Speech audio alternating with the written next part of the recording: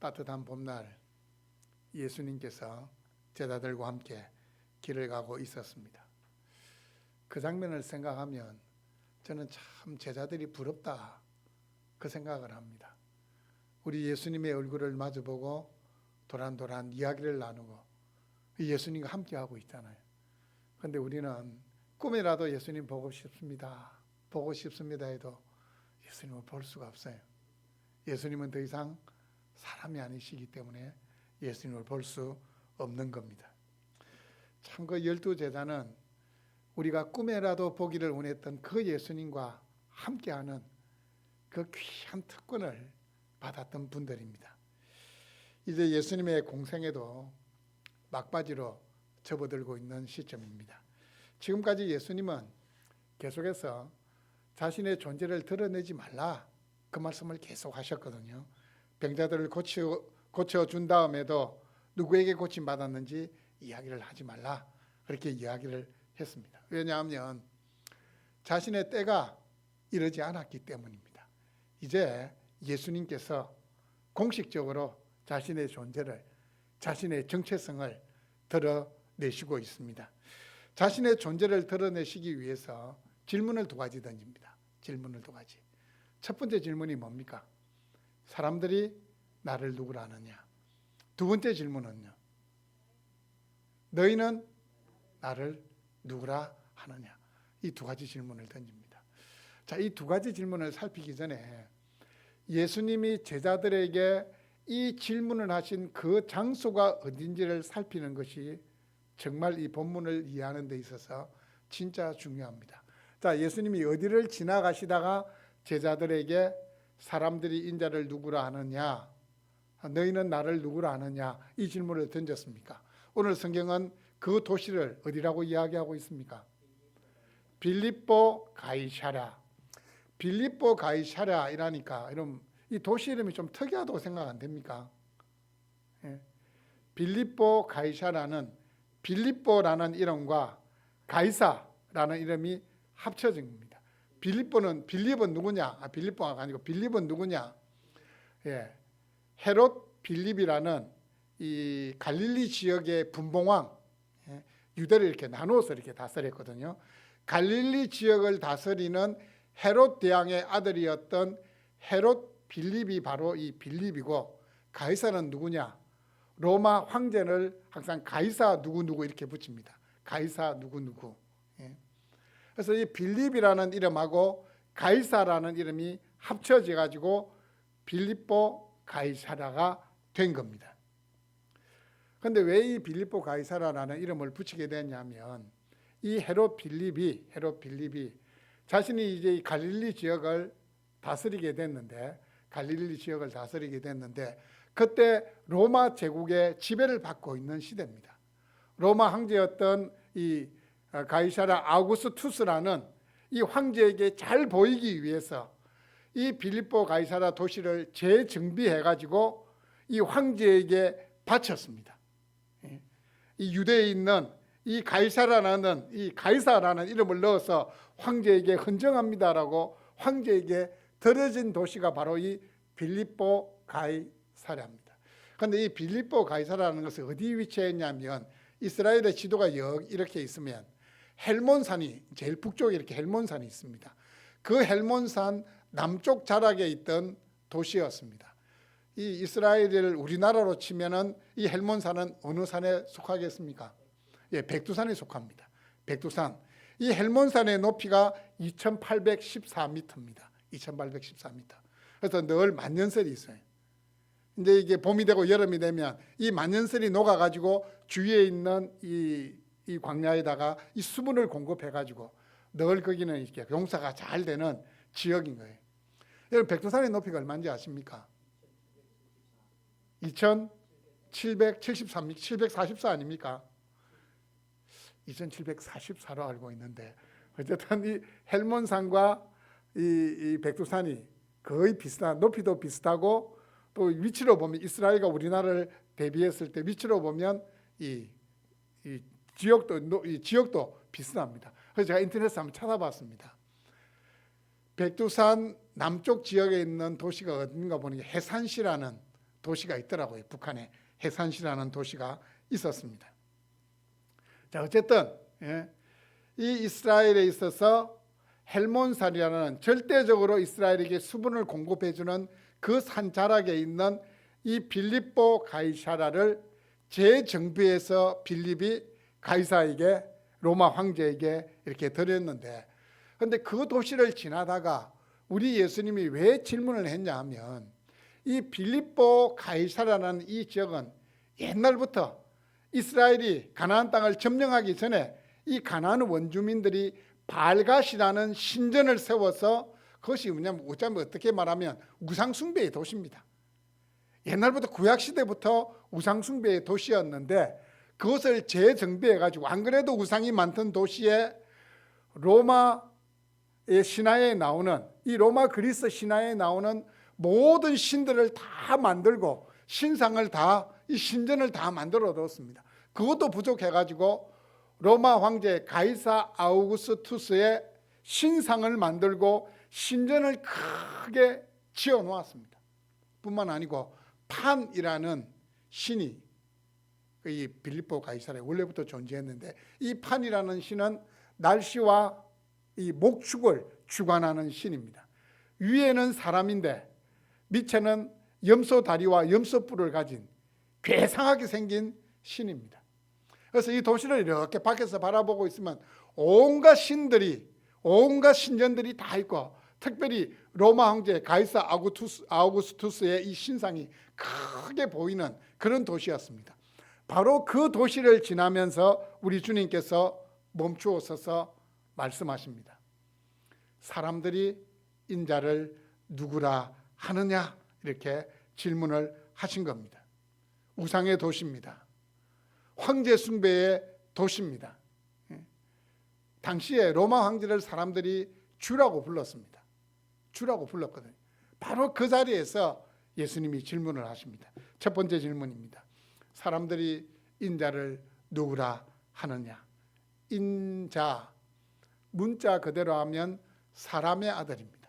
사람의 아들. 예수님이 자신을 가리킬 때, 지칭할 때 인자가 온 것은 인자라고 했거든요. 왜 인자라고 했냐면 하나님의 아들이신 우리 예수님의 인성을 나타내기 위해서 자신을 인자라고 그렇게 불렀습니다. 자신은 성육신하신 하나님, 사람이 되신 하나님을 강조하기 위한 표현이 인자라는 표현입니다. 자, 예수님의 이 질문이 떨어지기가 무섭게 제 아들이 대답을 합니다. 자, 그 장면 한번 이렇게 연상을 해봤거든요. 예수님께서 제 아들에게, 야 아들아, 사람들이 인자를 누구라 하느냐 이렇게 질문하니까, 이 제 아들이 막 앞뒤 다퉈서 막 이야기를 합니다. 예, 주님, 사람들이 뭐 이렇게 하고, 이제 제가 들었기에 뭐 이렇게 이야기를 합니다. 마치 옛날 개그 콘서트에 봉숭아 학당이라고 있었거든요. 기억납니까? 각색의 특징을 가진 학생들이 바보부터 시작해가지고 뭐 이렇게 나서는 아이들까지가 쭉 있는데, 뭐 이제 선생님이 나와가지고 이렇게 칠판에다가 만약에 오늘 이제 예수 그리스도 이렇게 적으면, 혹시 예수 그리스도에 대해서 뭐 할 말이 있는 사람 한번 서로 막 손을 들고 막 맹구는 일 나가지고 막 10만 원 막 애들 때리면서 앉으라고 자기가 대답하겠다고, 마치 그 장면이 이렇게 연상이 되는 거예요. 왜냐하면 지난 3년간 예수님을 따라다니면서 사람들이 했던 소리를 많이 들었잖아요. 많이 들었는데 첫 번째로 나온 대답이 뭡니까? 사람들이 예수님을 세례 요한이라고 합니다. 근데 오늘 성경을 쭉 보면 다 좋은 반응만 적었어요. 그런데 성경에 보면 예수님을 이렇게 좋게 이야기하지 않는 사람도 있습니다. 먹기를 탐하고 포도주를 즐기는 사람이다. 세리와 죄인들의 친구다. 바알세불, 귀신의 힘을 입은 자다. 뭐 이런 이야기도 했거든요. 그런 이야기는 전혀 기록하지 않고, 전혀 이야기하지 않고 긍정적인 답변만을 이야기합니다. 예, 세상 사람들이 예수님을 세례 요한이라고 합니다. 왜냐하면 당시에 어떤 소문이 있었냐 하면, 이 세례 요한이 죽고 예수님의 사역이 본격화 되잖아요. 그래서 사람들이 생각할 때는 나사렛 예수는 죽었던 세례 요한이 부활해서 다시 사역하는 거다, 그렇게 생각을 했어요. 많은 사람들이 그렇게 생각을 했습니다. 이건 갈릴리 분봉왕이었던 헤롯 안티파스라는 사람의 귀에까지 들어간 거예요. 왕궁에까지 예수라는 존재는 세례요한이 부활한 거다, 그렇게 믿고 있었습니다. 왜냐하면 세례요한이 회개하라 천국이 가까워왔다라고 말씀한 것처럼 우리 예수님도 끊임없이 회개의 메시지를 전거했거든요. 세례요한이 가는 곳마다 사람이 모여들었습니다. 예수님이 가는 곳마다 어떻게 됩니까? 사람들이 모여든 겁니다. 그래서 사람들이 생각할 때는 저 나사렛 예수는 분명 세례요한이 부활한 사람이다, 그렇게 믿고 있었기 때문입니다. 그 다음 대답은 누구라고 이야기합니까?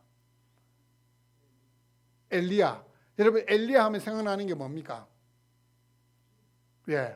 3년 6개월 동안 닫혀있던 하늘에서 비가 내린 거예요. 또 불이 내려와서 엘리야의 제단을 불태워버린 것 생각이 나서 뿐만 아니고 죽은 사람도 살리기도 하고, 엘리야 하면 능력의 종이에요. 예수님이 이렇게 사역을 보니까 막 죽은 사람도 살리고 병자들을 막 일으키는 그 모습을 볼 때, 구약 선지자 중에 능력의 종이었던, 불의 종이었던 엘리야를 연상시키는 거예요.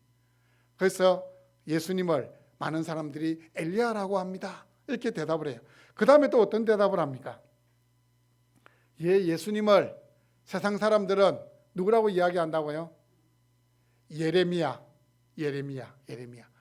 예수님을 왜 예레미야라고 했을까요? 예레미야라고 한 이유가 뭘까요? 예레미야가 했던 일이 뭡니까?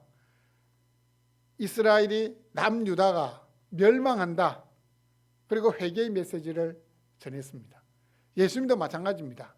그 시대의 죄악상을 꼬집었거든요. 그 시대의 죄악상을 책망하며 회개의 메시지를 전거했거든요. 예레미야가 어떻게 됩니까? 이스라엘이 멸망한다, 빨리 하나님께로 돌아가자 했을 때 사람들이 이 예레미야를 핍박했거든요.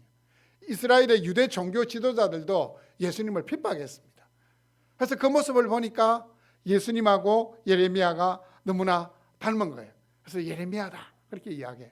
또 어떤 사람들은 누구라고 이야기합니까? 선지자 중에 하나라고 이야기합니다 라는 말을 합니다. 이 당시 사람들의 이 대답을 들어 예수님에 대한, 예수님이 누구냐라는 이 질문에 대답하는 걸 들어보면 마치 이 장님이 코끼리를 만지는 것 같다 생각이 듭니다. 우리는 코끼리 전체를 보기 때문에 코끼리가 어떻게 생겼는지 설명할 수 있잖아요. 그런데 장님이 만약에 코끼리를 이렇게 만지면 똑바로 설명이 되겠습니까? 이 코끼리 배를 만지면 엄청난 이 큰 벽인 것 같다. 다리를 만지면 뭐 기둥인 것 같다. 이 코를 만지면 이게 뭐 큰 호수가 뭐 이렇게 생각하고, 호수가 짓기도 하고, 마치 이 장님이 이 코끼리를 만지듯이 이 세상 사람들이 당시 예수님에 대한 생각을 가지고 있었습니다. 이 제자들의 대답을 들으신 예수님께서 이제 제자들에게 질문합니다. 너희는 나를 누구라 하느냐? 예수님이 정말로 질문하고 싶었던 것은 이 두 번째 질문입니다. 이 첫 번째 질문은 두 번째 질문으로 가기 위한 다리 역할입니다. 예수님께서 정말 하고 싶었던 질문을 이야기합니다. 너희는 나를 누구라 하느냐? 지난 3년 동안 예수님과 함께 있었잖아요. 그 예수님을 다 지켜봤잖아요. 그 제자들에게 묻는 겁니다. 지난 3년간 나와 함께 있었는데 그렇다면 너희들은 나를 누구라 하느냐? 메시아로서의 정체성을 드러내시기 위해서 제자들에게 이제 직접적으로 이 질문을 던진 겁니다. 성경은 12명의 제자들 가운데에 누구의 대답을 기록하고 있습니까? 시몬 베드로. 아마 이 질문을 받았을 때 제자들이 주저주저했을 겁니다. 그리고는 시몬 베드로가 이 제자들의 대표격이기 때문에 아마 시몬 베드로를 이 제자들이 바라온 것 같습니다. 빨리 대답하라고. 그리고 좀 난처한 질문, 애매한 질문하면 주로 이제 연장자나 좀 경험 있는 사람이 대답해 주기를 바라잖아요. 어떤 문제가 생겼을 때 그래도 좀 대표성을 가진 사람이 나서 주기를 바라는 게 이 사람의 원래 이 본성입니다. 그래서 이 제자들이 아마 이 베드로를 딱 쳐다보고 있으니까 베드로가 대답합니다. 16절입니다. 시몬 베드로가 대답하여 이르되 주는 그리스도시요 살아계신 하나님의 아들이십니다. 다시 한번 따라하겠습니다. 주는 그리스도시요 살아계신 하나님의 아들이십니다. 다시 한번 하겠습니다. 주는 그리스도시요 살아계신 하나님의 아들이십니다. 그런데 우리가 우리말 성경으로 보니까 주는 그리스도시요 이렇게 되어 있잖아요. 근데 헬라어 원어 성경으로 보면 she, 당신은 이렇게 되어 있습니다. 당신은 그리스도시요. 뭐 영어도 뭐 다 이렇게 you라고 표현하는데 유독 우리는 윗사람에 대한 존중을 소중히 여기는 동방예의지국이기 때문에 이 성경을 번역할 때에 주는 이렇게 번역을 했습니다. 베드로는 전혀 주저함이 없이 강한 확신을 가지고 예수님이 누군지 고백하고 있습니다. 오랜 기간 이 로마의 지배를 받고 있었기 때문에 이 사람들의 마음에는 이 메시아에 대한 생각이 간절했습니다. 메시아, 이 구약 성경에 계속해서 예언되고 있는 이 메시아가 오셔서 로마의 압제로부터 우리를 구원해내고 그 다윗 시대의 영광을 재현할 나라를 다시 재건할 것이다. 이 마음이 정말 간절했습니다. 지금 우리는 예수 그리스도의 재림에 대한 생각이 그렇게 간절하진 않아요. 여러분 안 그렇습니까? 왜요? 먹고 살만하기 때문에, 너무 편하기 때문에. 어떨 때 예수 그리스도 재림에 대한 생각이 간절했느냐? 우리나라도 일제강점기 때 예수 그리스도께서 빨리 오시면 좋겠다. 또 6.25 전쟁으로 나라가 우선순하고 정말 못 살 그때에 재림에 대한 생각들이 너무 간절했어요. 그래 그때 이 이단들이 많이 생겨난 거예요. 그 사람들의 약해진 마음을 파고들어 가지고 이단들이 생겨난 겁니다. 어쨌든 이때에 메시아에 대한 생각이 너무 간절했습니다. 그리스도, 헬라어 크리스토스를 우리말로 음력한 것이 그리스도입니다. 그리고 메시아는 메쉬하라는 메쉬하라는 히브리어를 우리말로 음력한 것이 메시아, 크리스토스, 그리스도, 메쉬하, 메시아 이렇게 된 겁니다. 여러분은 그리스도 메시아라는 말을 쓰는 여러분은 이미 헬라어와 히브리어 한 단어 정도는 이미 알고 있는 겁니다. 자, 그리스도, 메시아 무슨 뜻입니까? 기름 부음 받은 자라는 뜻입니다. 구약 시대에는 세 가지 직분을 세울 때 기름 부었습니다. 첫 번째, 왕을 세울 때 성경 읽어보세요. 사무엘상하 1학기 사무엘상하를 읽어보면 항상 왕을 세울 때는 기름을 부어서 세웁니다. 대제사장을 세울 때도 기름을 부어서 세웁니다. 뿐만 아니고 선지자를 세울 때도 기름을 부어서 세웁니다. 자, 예수님이 그리스도라는 것은 뭐 됩니까? 예수님이 그리스도시라는 것은 이 예수님이 왕이요, 대제사장이요, 그리고 선지자라는 고백입니다. 자, 예수님이 그러면은 왜 우리의 대제사장이 되십니까? 대제사장이 되시는 이유가 뭡니까? 자신의 몸을 단번에 드려 영원한 속죄를 이루신 대제사장이십니다. 예수님이 선지자란 말이요. 천국의 복음을 우리에게 전해 주신 분이십니다. 그럼 예수님이 왕이시라는 건요. 예수님은 죄와 사망의 권세를 이기심으로 만주의 주여 만왕의 왕이 되신 분이십니다. 나누어져 있던 이 세 가지 직분을 하나로 옛날 이스라엘 시대의 왕, 선지자, 대제사장은 다 우리 예수님의 사역을 그림자로 보여주는 그림자 역할을 했습니다. 우리 예수님의 실체인 겁니다. 왕과 선지자, 대제사장 이 모든 직분을 하나로 묶으신 우리의 영원한 구원자가 되시는 분이십니다. 지금 베드로가 그 고백을 하고 있는 겁니다. 전성에 의하면 베드로보다 예수님이 나이가 적었다 그래요. 그 예수님을 주는 그리스도십니다라고 고백을 하고 있는 겁니다. 그 뒤에 이어지는 고백이 뭡니까? 주는 그리스도시요 뭐라고요? 살아계신 하나님이시니이다. 살아계신 하나님은 어떻게 보면 그리스도에 대한 부연 설명입니다.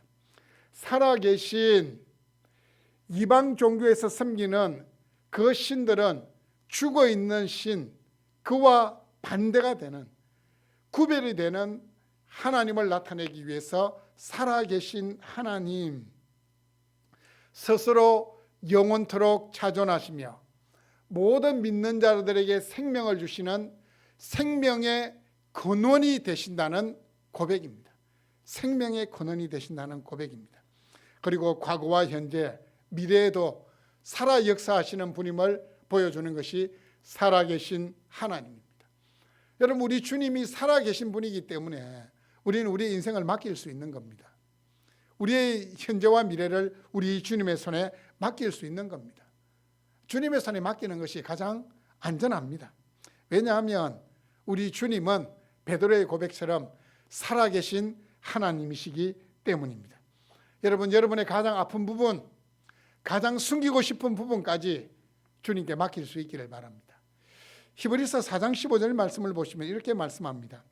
우리에게 있는 대제사장은 우리의 연약함을 체휼하지 아니하는 자가 아니요 모든 일에 우리와 한결같이 시험을 받은 자로 돼 죄는 없어지니라. 예수님은 우리의 연약함을 깊이 이해하시고 동정하시는 분이십니다. 여러분의 고민, 여러분의 인생의 문제, 세상에 가서 하소연할 필요가 없어요. 우리 예수님께 하소연하면 됩니다. 우리 예수님도 똑같이 우리와 같이 인생의 고난을 당하신 분이에요. 다 알고 계십니다. 다 알고 계십니다. 살아계신 우리 주님께 맡길 수 있는 여러분 될 수 있기를 바랍니다.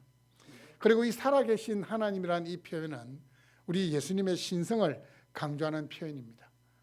인간이 되셔서 3년간 제 아들과 동거동락하셨지만 그분은 누구라는 거예요? 원래 하늘 보좌에 계셨던 하나님이시라는 고백입니다.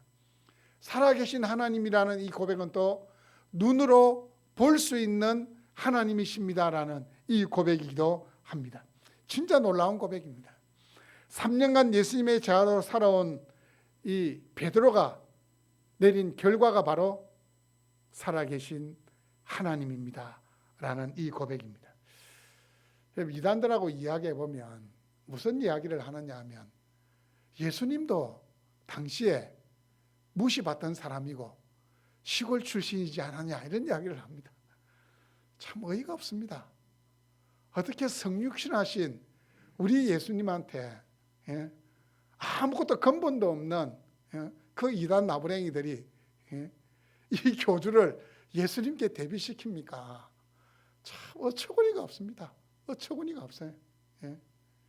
예수님은 성경의 예언대로 하나님의 계획대로 오신 분이에요.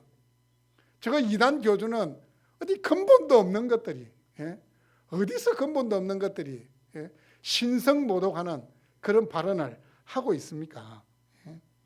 요한계시록을 보시면 사탄으로부터 권세를 받은 짐승, 이 적 그리스도들도 권능을 받아가지고 이적을 행할 수 있습니다. 이 말은 이단의 교주들도 이단들도 이적을 행할 수 있다는 말입니다. 왜요? 그래야 사람들이 미혹되죠.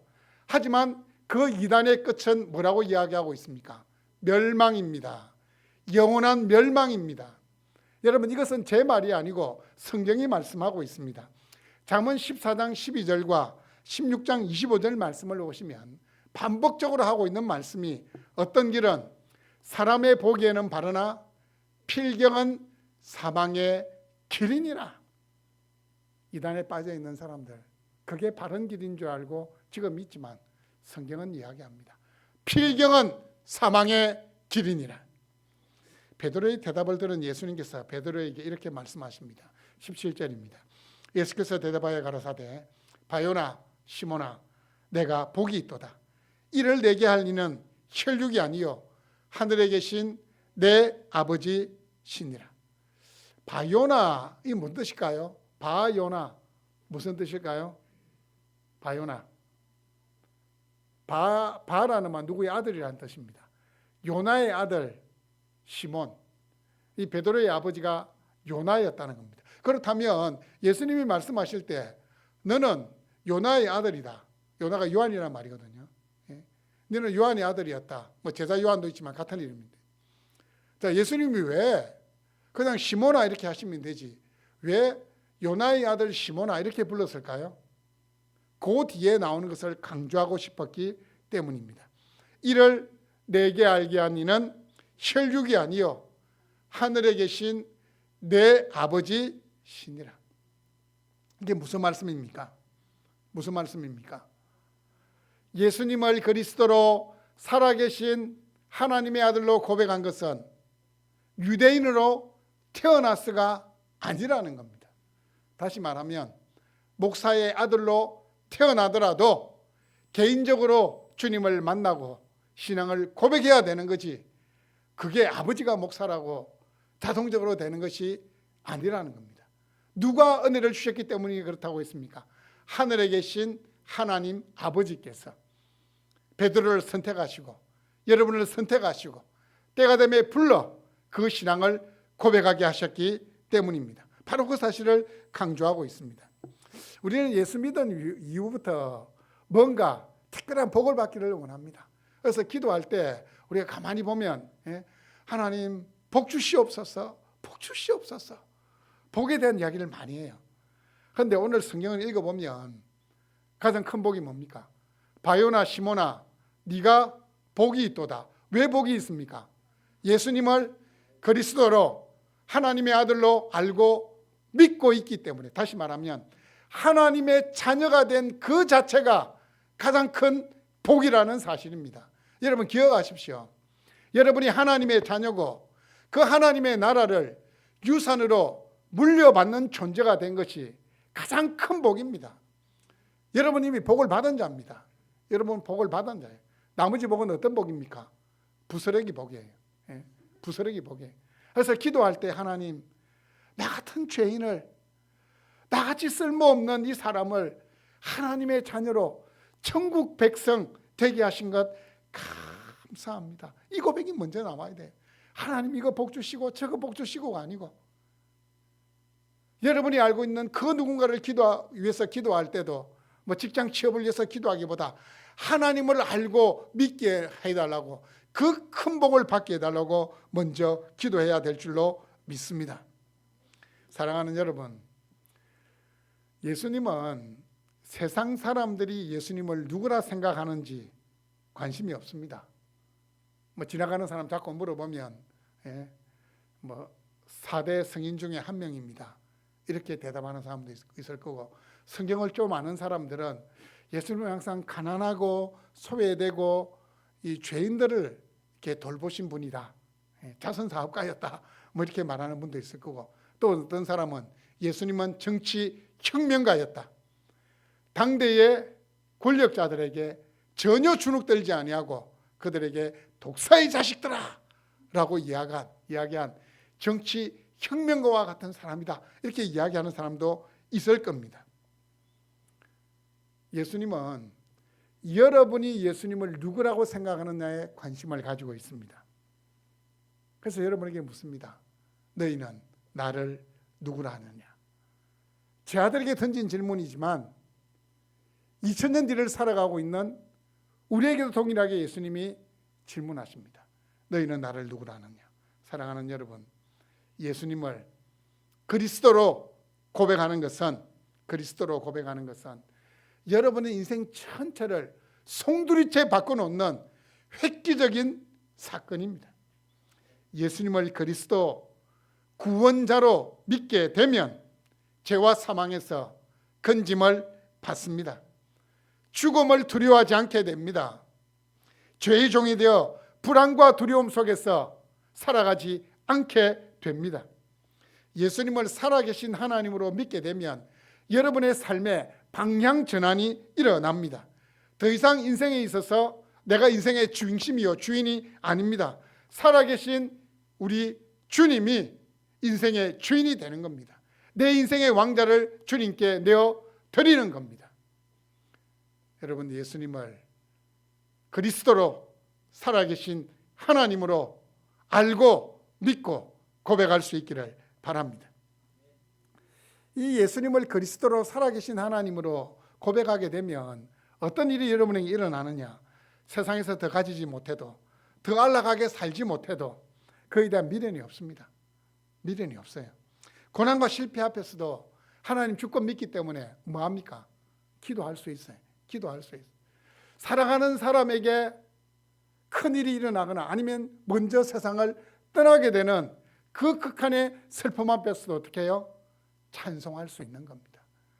그게 예수님을 그리스도로 살아계신 하나님으로 믿고 고백하는 자들에게 주시는 특권이요 은총입니다. 뿐만 아니고 이 세상을 살아가고 있지만 저 천국의 기쁨을 누리고 소유할 수 있게 되는 겁니다. 여러분에게 있어서 예수님은 어떠한 분입니까? 여러분 2000년 전에 우리 예수님께서 빌립보 가이사라 지방을 지나시다가 제 아들에게 물었습니다. 그 빌립보 가이사라는 어떤 곳입니까? 온갖 우상과 우상의 신전이 있는 곳이요, 로마 황제의 신상이 서 있는 곳이고 판이라는 큰 신상이 서 있는 바로 그곳입니다. 그 신상들이 바라보이는 바로 그곳에서 예수님은 너희는 나를 누구라 하느냐라고 질문했고, 베드로를 대표로 12명의 제 아들이 주는 그리스도시요 살아계신 하나님의 아들이십니다 라고 신앙을 고백했고, 그 신앙을 고백한 12명이 이 초대교회의 기둥들이 되었고 기초가 되었습니다. 그들로 인하여서 지금 이 교회가 이렇게 부흥하고 성장하게 된 겁니다. 그들은 그리스도를 위하여, 살아계신 하나님을 위하여 자신의 목숨을 드렸던 겁니다. 자신의 고백처럼. 2000년이 지난 이 문명이 고도로 발달된 이 시대, 세속의 문화가 너무 화려해서 예수 그리스도를 올바로 믿는 것조차 방해를 받는 이 시대 속을 살아가는 우리에게 묻습니다. 우리에게 물어요. 제자들이 거대한 신상을 바라보고 신앙을 고백했듯이 이 세속의 도시, 이 세상의 거센 물결이 계속해서 우리를 유혹하고 넘어지게 하는 그 한복판에 서 있는 여러분에게 묻습니다. 너희는 나를 누구라 하느냐? 여러분, 이 질문 앞에서 주저없이 단호하게 주는 그리스도시요 살아계신 하나님의 아들 이시니다라고 고백할 수 있는 여러분 모두가 될 수 있기를 주님의 이름으로 축복합니다. 아멘.